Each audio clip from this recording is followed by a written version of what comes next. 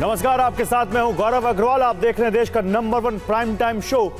Syria में तख्ता पलट हो चुका है। अगले 1 घंटे में हम आपको बताने वाले हैं कि इस घटनाक्रम से अरब और दुनिया के शक्ति संतुलन पर क्या असर पड़ेगा।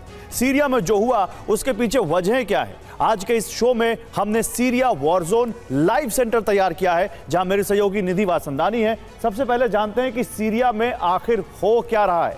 चलते हैं Syria war zone live centre. शुक्रिया गौरव आपका। और ये लाइव सेंटर आप देख रहे हैं, ये वॉर जोन है। जी हां, सीरिया में जंग का नया फेज शुरू हो चुका है। इजराइल के सीरियाई सीमा में हमले तेज हो गए। गोलान हाइट्स के पास हवाई हमले हुए हैं और इस वक्त जो हमें लाइव अपडेट मिल रहा है, असद के हथियार गोदामों पर बमबारी की गई है। बचे हुए हथियार तबाह कर रहा है अब इजराइल। तो आपको बता रहे हैं हम कि किस तरह से सीरिया में लगातार ये हवाई हमले हो रहे हैं और इजराइल ये सब कुछ कर रहा है। सीरिया में जंग का एक नया फेज शुरू हो गया है। आईडीएफ के हवाई हमले की तस्वीरें भी सामने आ गई हैं। सीरिया से एक और बड़ी खबर आपको बता रहे हैं, असद सेना के हथियार गोदामों पर हमले हुए हैं। इजराइल ने किए हैं 10 से ज्यादा हवाई हमले।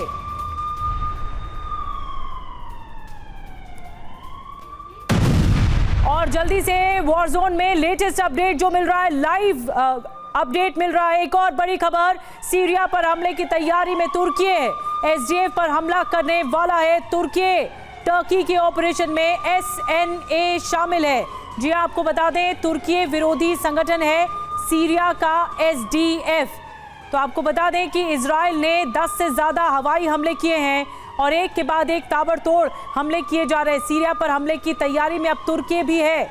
एसडीएफ पर हमले करने वाला है तुर्की। तो सीरिया में बशर के तख्ता पलट से जंग खत्म नहीं हुई, बल्कि नया अध्याय शुरू हो गया है। इजराइल और तुर्की सीरिया में अपने अपने हित साधने में जुट गए।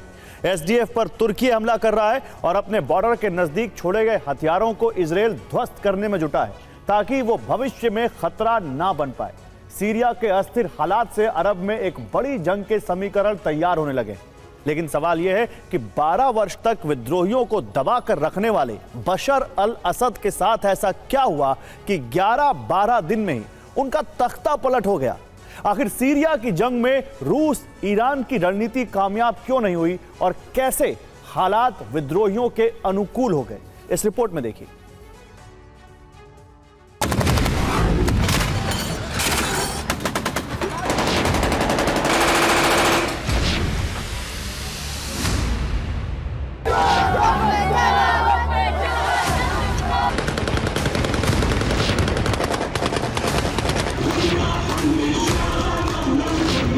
सीरिया में 54 साल पुराने बशर वंश के शासन का अंत हो गया और इसी के साथ सीरिया के लोग उत्सव में डूब गए।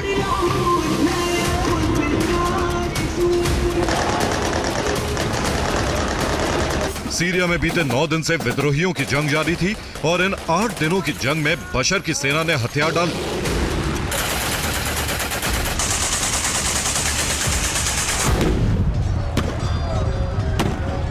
अलेप्पो और होम्स एचटीएस के कब्जे में चला गया। बशर अल असद की मदद के लिए रूसी सेना ने होम्स, हमा और अलेप्पो पर बमबारी भी की, लेकिन असद को बचा नहीं सकी।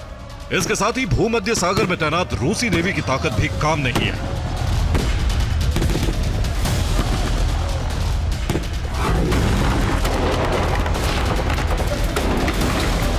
विद्रोहियों के सरप्राइज अटैक के सामने बशर की सेना टिक नहीं पाई। अब दमिश्क में बशर अल असद के घर में भी विद्रोहियों का डेरा है।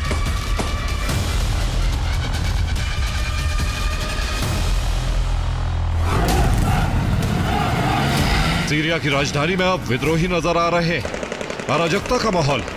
बशर अल असद दमिश्क से उड़ान भर चुके हैं और उनके प्रधानमंत्री ने सत्ता हस्तांतरण का ऐलान कर दिया।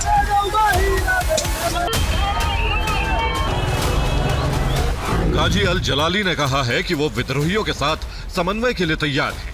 सीरिया की नई सरकार को सत्ता हस्तांतरण किया जाएगा।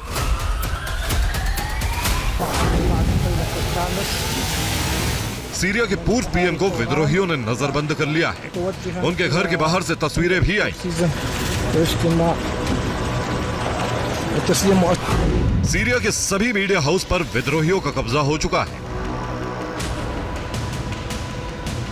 सीरिया की जेलों में बंद असद विद्रोहियों को रिहा कर दिया गया। सवाल यह है कि रूस और ईरान के समर्थन के बाद भी सीरिया में बशर का तख्ता पलट 24 घंटे के अंदर कैसे हुआ?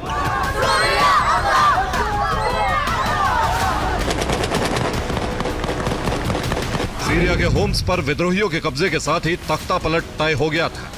होम्स पर कब्जे के साथ विद्रोहियों ने लताकिया एयरबेस और तार्तुस नेवल बेस से सीरियाई सेना की सप्लाई लाइन काट दी थी। तार्तुस नेवल बेस से रूस की सेना भी हट गई थी। होम्स में रूस के 2 और बेस हैं, यहां भी सप्लाई रुक गई। यही वजह है कि असद सेना विद्रोहियों के सामने टिक नहीं पाई। दमिश्क के एयरपोर्ट और एयरबेस पर विद्रोहियों ने कब्जा कर लिया है। सीरिया में 5 दिसंबर तक सबसे बड़े हिस्से पर असद सेना का नियंत्रण था, लेकिन 7 और 8 दिसंबर को स्थिति बदल गई।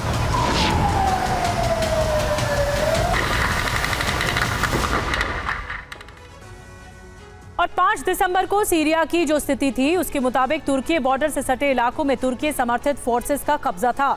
एलेप्पो, इदलिब और होम्स तक हयात तहरीर अल शाम का कब्जा था। देरा से लेकर लताकिया तक हल्के लाल रंग के इलाके में असद सेना का नियंत्रण था और असद का यहां पर शासन था। पीले रंग वाले इलाके में एसडीएफ यानी सीरियन डेमोक्रेटिक फोर्सेस का कब्जा था। काले रंग वाले इलाके आईएसआईएस के कंट्रोल में थे, जबकि जॉर्डन बॉर्डर के नजदीक रुकबान इलाके में एफएसए सहित दूसरे विद्रोही संगठनों का कब्जा था। गोलान हाइट्स पर इजराइल का नियंत्रण था। अब बताते हैं आपको 7 से 8 दिसंबर को 24 घंटे के अंदर के हालात बदले और जॉर्डन बॉर्डर के करीब देरा और अस सुवायदा इलाके में एफएसए यानी फ्री सीरियन आर्मी की फौज रवाना हुई। असद सेना होम्स में जंग लड़ रही थी और दमिश्क में बहुत भारी सुरक्षा बल नहीं थे। एफएसए ने तेजी के साथ दमिश्क पर हमला बोला और बिना ज्यादा संघर्ष किए दमिश्क पर कब्जा कर लिया। इसी के साथ बशर परिवार के शासन का अंत हो गया।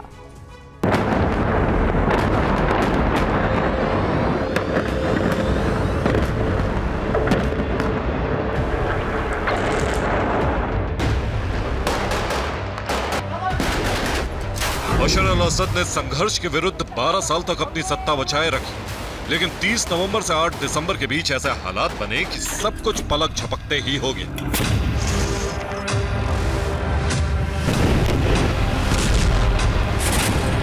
यूक्रेन और गाजा का युद्ध शुरू होने के बाद से ही असद की सत्ता पर खतरा मंडराने लगा था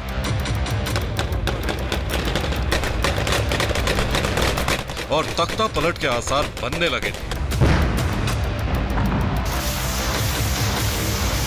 बशर की सत्ता के विरोधियों को जैसे ही अमेरिका और इजराइल का समर्थन मिला, जंग शुरू हो गई और बशर सेना विद्रोहियों के आगे टिक नहीं पाई। तो उसकी कई वजहें हैं।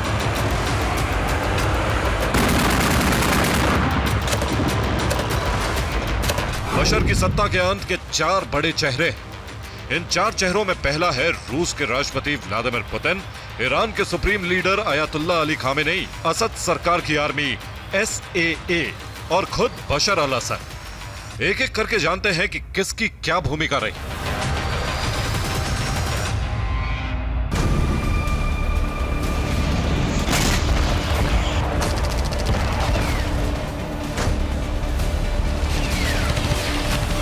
यूक्रेन जंग शुरू होते ही पुतिन पर अपनी सेना को सीरिया से हटाकर मोर्चे पर भेजने का दबाव था।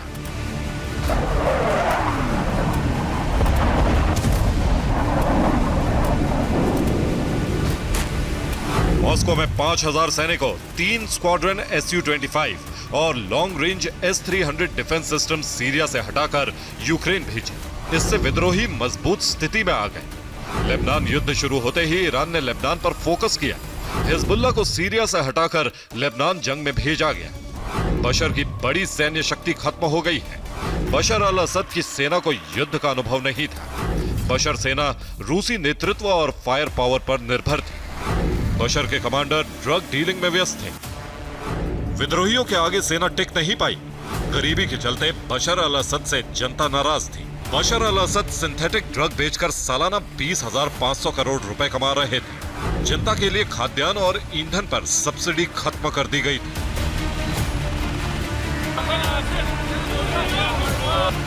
सीरिया की सरकार दिवालिया हो चुकी थी। ईरान से मिलने वाले फंड पर सीरिया सरकार चल रही थी और गरीबी के चलते जनता परेशान थी। 2020 में एक अमेरिकी डॉलर की कीमत 1500 सीरियन पाउंड थी। वो बढ़कर 17,500 हो चुकी है। गरीबी में फंसी 90% जनता बशर के खिलाफ थी।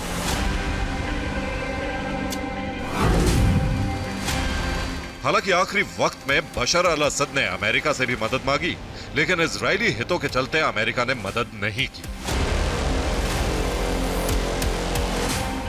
बशर के साथ ना उनके अंतर्राष्ट्रीय समर्थक बचे और जनता भी खिलाफ हो गई। इसीलिए दमिश्क में जश्न हो रहे हैं और बशर अल असद कहां है ये किसी को पता नहीं। Bureau report, TV9 Bharatvarsh.